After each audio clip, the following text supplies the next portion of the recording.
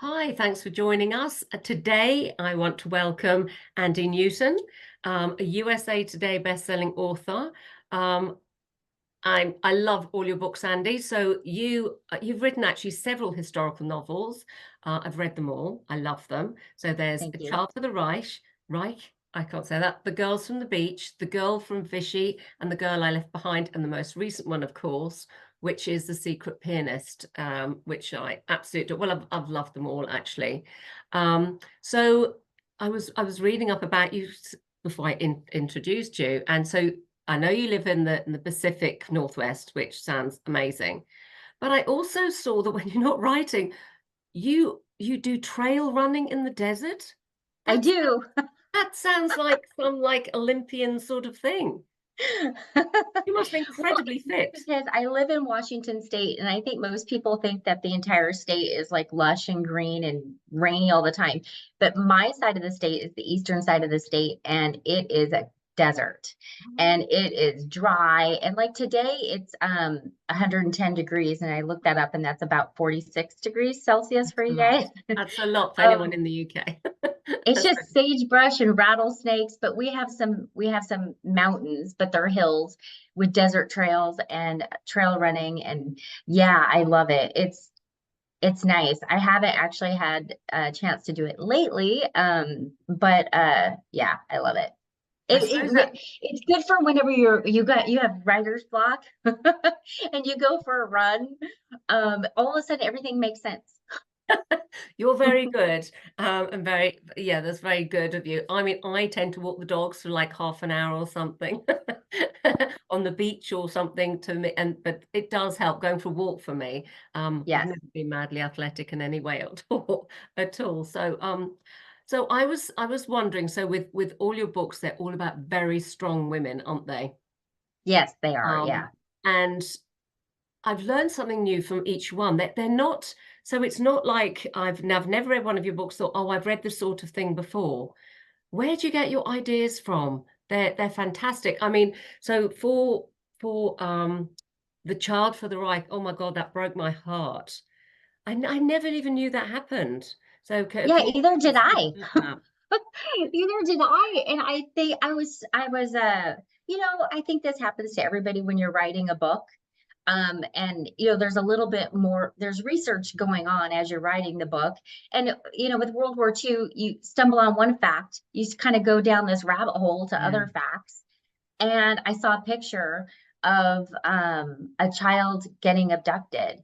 And it was, obviously black and white, but you could tell that the child was blonde hair. There were two pictures. There was one where there was a girl being like taken by an SS in like a square, and like an adult, like it looked like maybe the mom, I'm not sure, but she was like trying to pull her back. And Oh, then there was another picture I saw of the cutest little boy, blonde hair, and it's just like a little portrait picture, and he's like 2.5, and he was abducted and put into a German nursery and adopted out, and he never ever knew oh, that he had a whole different family, and the family didn't know where he was. Um, he found out later, and then the surprising thing about this was that a lot of the orphans and the ones that were put in the orphanage and then left to kind of fend for themselves after the war, and then the ones that were adopted and then found out that they had been lied to, sued Germany for their pain and suffering. And this just happened like probably, I think it was like 2018 or something like that. And they didn't win. I think that they ended up with like $7,000 or something like that for like here's your consolation not prize. kidding. And When you it just think was of it how was the awful. And families and I'm like, generations were affected by mhm, something that traumatic, let alone the child and the mother and father. right. Yes. And I thought, oh my gosh, this is a story that I would like to tell, because I thought, how interesting to know for a woman's child to be stolen. And now I think every mother would go to the ends of the earth to find their kid. But and during World War II, this has a lot of problems because the barriers to even get the resources to do that. But what if one was serendipitously able to get through and able to find her daughter at the nursery. How easy or hard would it be to get her back? Because the entire program was centered about indoctrinating the kids. And when you got them young enough, I think they did a study, if they were able to get the kid before he or she was 6, they were able to really kind of remold their minds. And so if enough time had passed, would she recognize her mom? Would she think her mom was the enemy? And so that was the key part that I was centered on. I was like, ooh, that creates a lot of conflict, and that would a lot of tension, and oh, I need to write that. And so of course, I put the book together and I Almost a start joy of an writing it. idea, as troubling as the actual storyline is. How incredible to have discovered that and write about it. It really was an incredible book. It was so, I mean, your research is clearly very thorough. You write beautifully. I love your books. Thank you. When I see you've got a book coming out, I immediately have to go and get it. I just love your books. You're one of my go-to authors. Oh, thank Um, you. oh, absolutely loved it. I mean, I mean, all the books are so good. And obviously the most recent one I read was The Secret Pianist. So how did you come up with that idea? Well, while I was writing Child for the Reich, it's a huge emotional book, obviously, right? And when I went to set out to write it, and I wrote the synopsis and everything, and I was chugging through it, it was only when I got to the abduction part that I realized I had to write the abduction part. Yeah. And that was so hard. And it was so, like, I was crying all the time. And, even like an author, when you read your book, you've read it 2,000 times, and I still can't read it without crying. Yeah. Um, uh, anyway, I was like, my next book can't be this deep. Yeah. I can't do this all the time.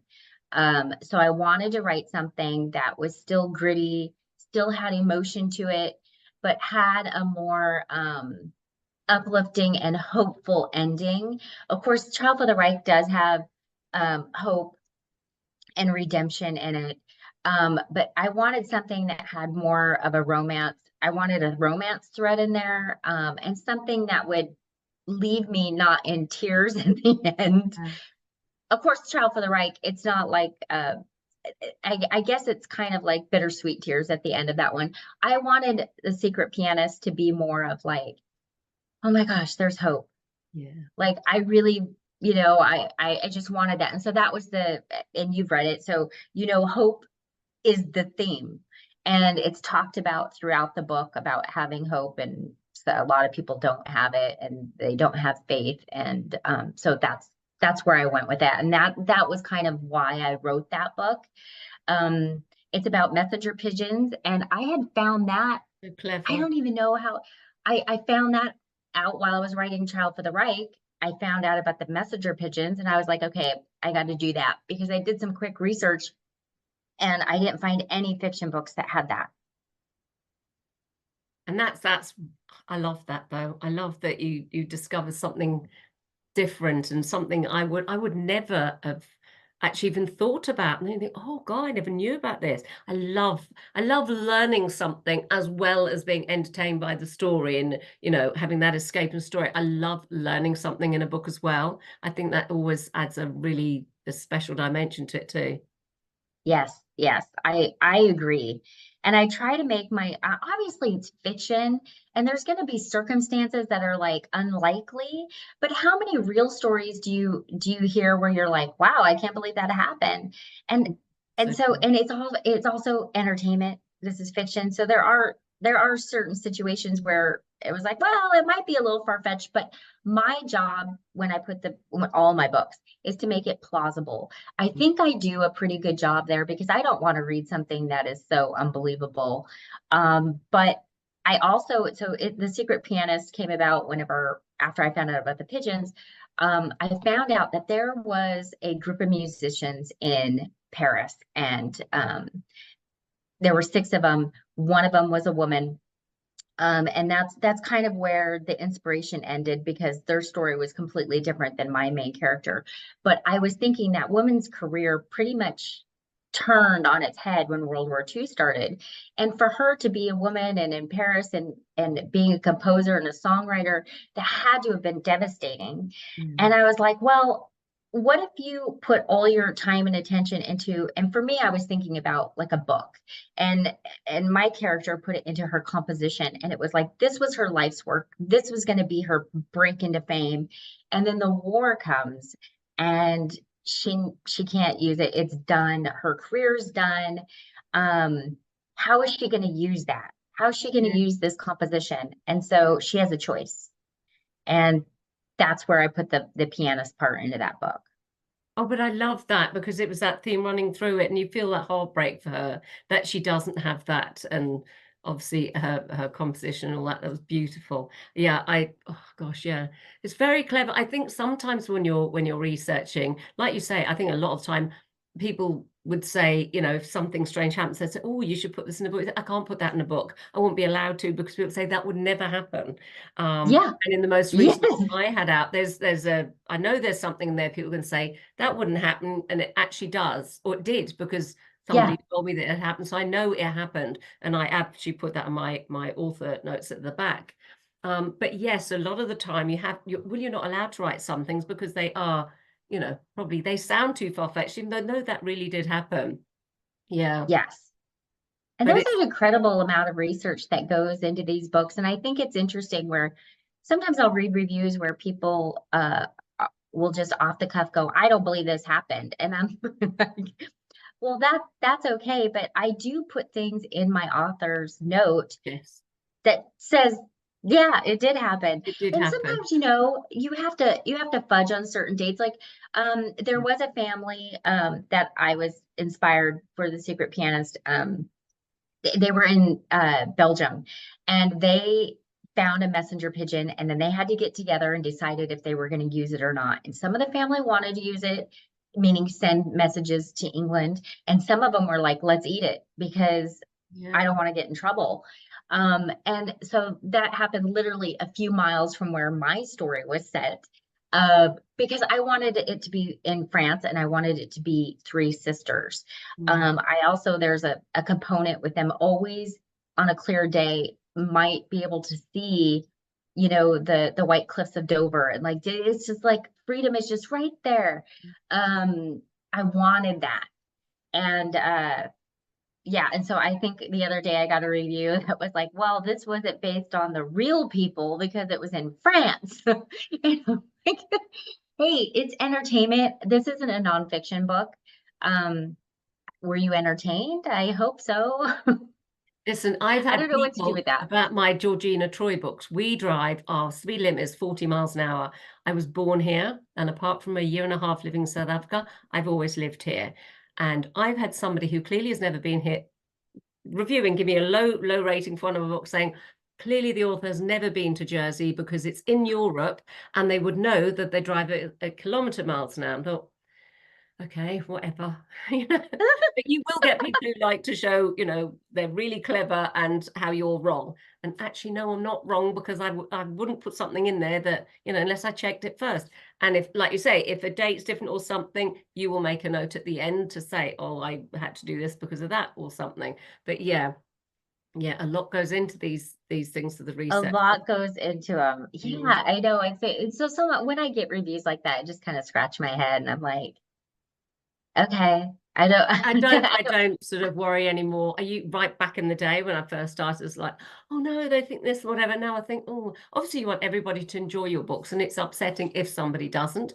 But I right. don't love every book that I read. I don't love every TV program I watch. And that's just, you know, it's subjective, isn't it? It is what it is. And we all are allowed to have an opinion, I think.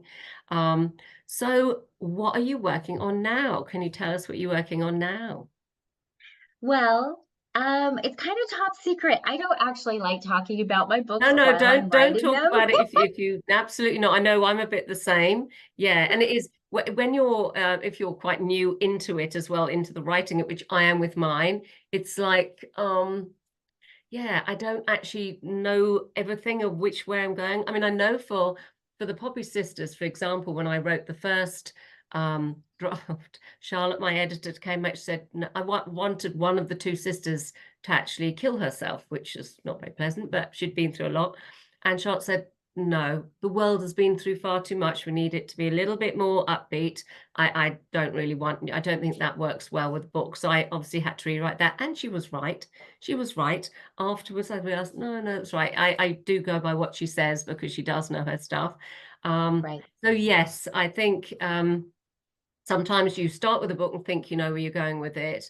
I mean, how do you do a detailed, I know some authors, obviously I do an outline and I do a synopsis. Some people plan like different chapters all the way through. I don't. I do a synopsis, so I think I know where I'm going, but a lot of the time I might take it in a different direction or something. How do you go about your first draft? What's weird is every book seems to be different. Yes. The Girls from the Beach, my first two books were really slow because I was doing them while I was doing other things. And I really didn't know what I was doing. You know what I mean? Oh yeah.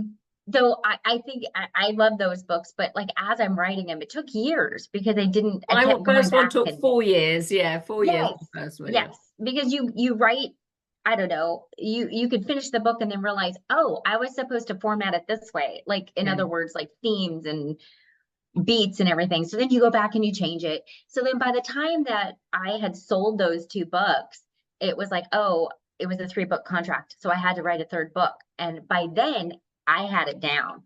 Yeah. So the Girls from the Beach, I was able to do kind of like a bare bones outline, which helped me. And I thought, oh, this outline stuff is really good. So with a Child for the Right, it was a full outline. So I did chapters. I went all the way to like I think 24, 25 chapters where I put just little summaries of everything that was supposed to happen. And that worked well. But what really worked well for me was with the Secret Pianist, I did a complete synopsis first, and then I went and I did an outline, like I'm going to call it a plot treatment. I mean, it was like 10, 11 pages, and it was everything that's going to happen in the chapters. And it was so much easier for me because whenever I sat down to write, I was like, okay, what am I writing today? Because I'd Yes. already done the legwork of like threading forward, threading back. I'd already Yeah. put all those bits in there. And I was just able to write it. And so that's how I approach it now. I'm actually having to do that with my next book because it's slightly different to what I'm used to doing. And I was struggling a bit and thought, I know what I need to do. And it makes life a lot easier because you can, I think, visualize it more easily as Yes, a whole. Yeah. yes. And it changes. I remember I think I got to like, I don't know, chapter 10, and I was like, oh, I can't write what I put for 11 because things have changed, because you get creative and you go, oh, this is a good thing to put in there. This is a good thing. And maybe your character didn't go into the shops, they went somewhere to the park instead. And so you need to kind of go through and adapt. Yeah. And that's fine too. But I think the important thing for me was to get it all down. Yeah. That, no, Mhm. absolutely. Well, our time, I think, because we chatted a bit before I pressed record, it's literally down to less than a minute. So that's gone very quickly. Thank you so much for joining me, Andie, and telling us Thank about you for your having brilliant. me. And if you haven't read The Secret Pianist, please do go and read it. It's fantastic. Thank you so much. I really, really Thank appreciate you. that. I appreciate. Thank you so much. Bye.